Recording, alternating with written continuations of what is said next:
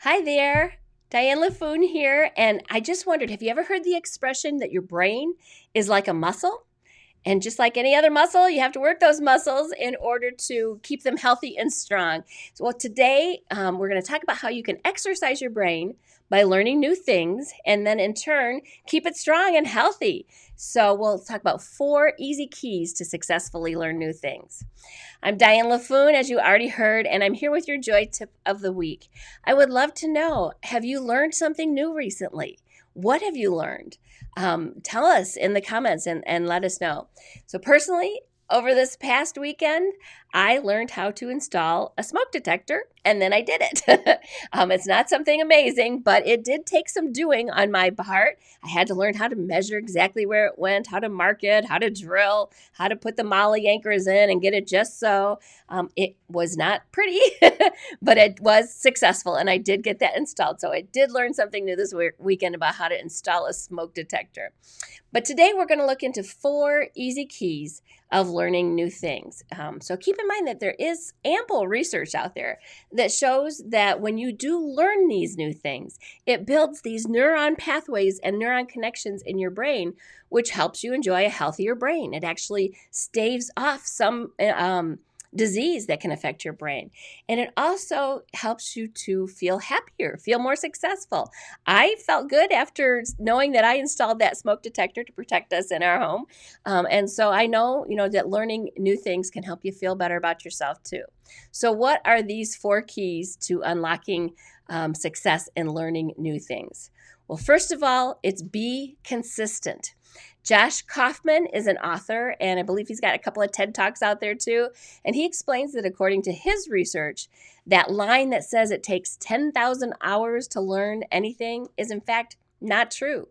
He found that 10,000 hours statement came from research of becoming an ultra competitive or an expert in an ultra competitive field.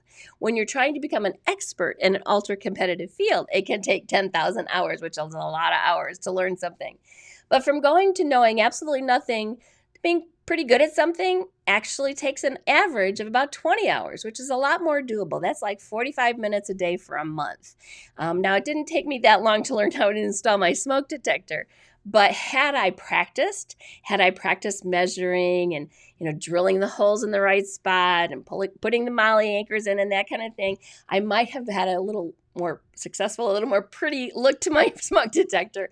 But what I'm trying to say is that you've got to be aware that everything you learn is going to have a different amount of time value to it as far as what it's going to take, the effort to go into it. So you've got to be consistent in reaching that. So, first is consistency. Second, you've got to be creative. And you can be creative even if you don't call yourself a creative person. It can be learned. One of the best ways to learn to be creative is to ask lots of questions. My brother asks questions all the time, and he's one of the most creative people I know. If you're out to dinner with him in a group of people, or if you're at church or any setting where there's people and he's talking to them, he is just peppering them with questions, question after question. He's a great example of that, and I believe that lends itself to his creativity. The other thing you can do to be more creative is get physical. Like I've said before, go out for a walk or have a dance break or make time for play. I got to enjoy some great time with my great niece. She's 10 months old this weekend. And spending time with children or acting like a child, having room for play, can just release those endorphins in your brain. It can help you to be more creative. Oh, she was something else. She was teasing me with a little piece of something. I can't remember, her Cheerio or whatever. And she would pretend to give it to me and then say no, no, no, and take it away. And just, it gave me such joy. And we had great giggles over it. And that in turn gave me some release and some room for creativity. And then finally, a good way to become more creative and be creative is to embrace boredom. I hate that word boredom. There's no such thing as boredom. There's no reason anyone in this world should ever be bored. You might have time. You might have extra time in your day. And I would challenge you, don't grab that phone and scroll through it if you have that extra time. Don't find something to listen to or watch on TV, but instead embrace the boredom. Find somewhere quiet to sit. Let me tell you what, in Michigan right now, it is just gorgeous here. Watching the buds on the trees pop, the flowers coming through the soil, the grass turning green. that might sound like boredom to you, but to me, it's very exciting if you enjoy and appreciate God's creation here. So embrace the boredom, and it will help you to be more creative. So we've talked about being consistent. We've talked about being creative. Next is to be committed.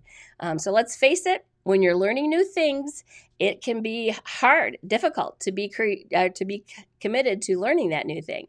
And so life seems to get in the way, whether it's the weather disrupting you or a person disrupting you or just circumstances disrupting your life. There's things that get in the way, and your commitment to that learning new things can waver. So I would suggest that you exercise your commitment muscle, I guess is what I would call it, or that skill of commitment. And the way I do that is by practicing these habits of credibility. I got to turn that off. Sorry.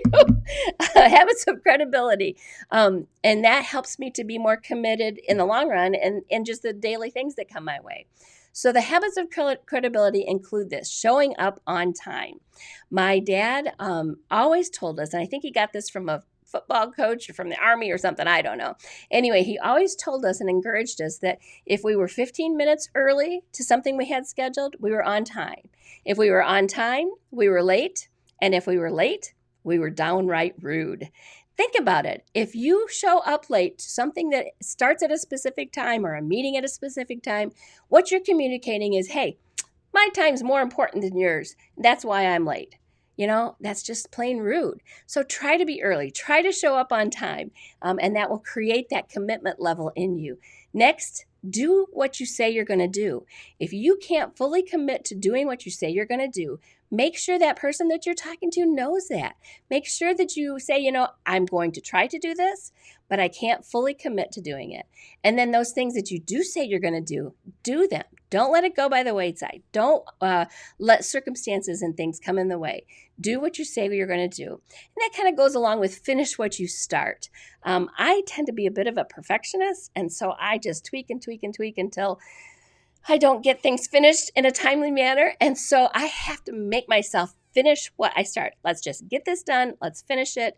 And we can go back later if there's problems with it, but let's finish what we started, Diane.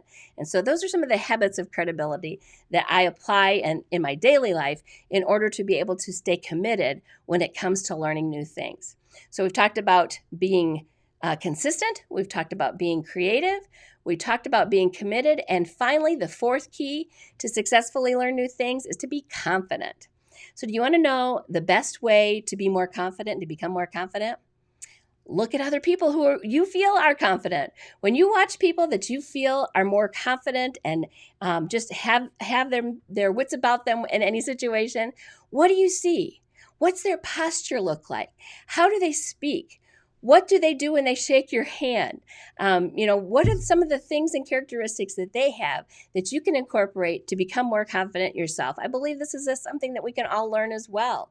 I sit at a desk quite often, and so I have this tendency to slouch.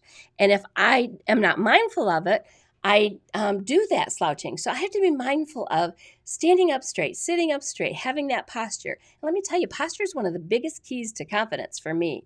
And also that strong voice. People who are timid or don't talk loudly, not loudly, but talk with authority, don't seem to exude as much confidence to me. As well as that handshake, that greeting.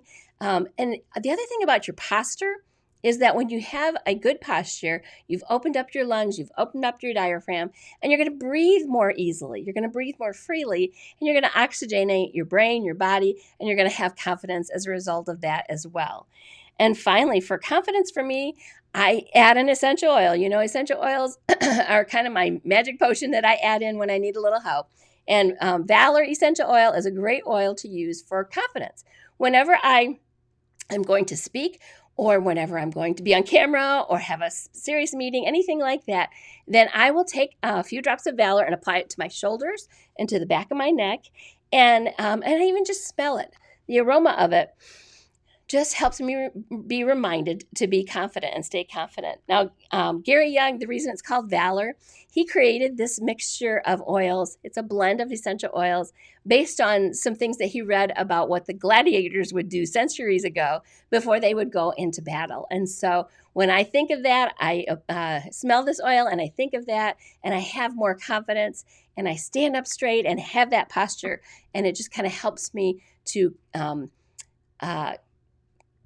relate that aroma to being more confident and standing up straight and having good posture. So that's what that essential oil does for me.